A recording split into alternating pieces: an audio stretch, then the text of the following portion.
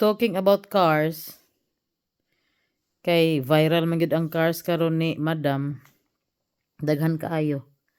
Anyway, daghan man siya kwarta pero kuan ba ma-imagine ako no nga pertig yung daghan na gastuan ni ano. Kay nga no, car, road tax, i-insured pa na nimo, mga insurance ana, mga unsa-unsa pa, mga maintenance. So pertig ring datuan ni Madam no.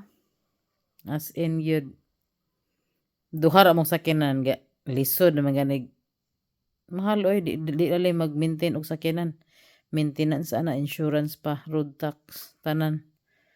Nya renew na dayon. So dili lalim. So karon talking about cars nalipay ko kay ingon siya, may mong yabi. Basta mangita siya sa akong yabi. Sure na yan ang tubilan akong sakyanan. So makalibre na pud ko ani. Libre tubil sakyanan. Mura gud to pero karon pa ko nakanotice tingali ko kay murag lain mo ana ko ba. Nihubag di akong mata diri gamay. Kay tungod sa sakit man gud ni gabi eh. So pagkuha na ko sa banay do na ni sakit. So murag pasagdanan na ako na siya kay basig mo kugan na. Murag gud to guys oy.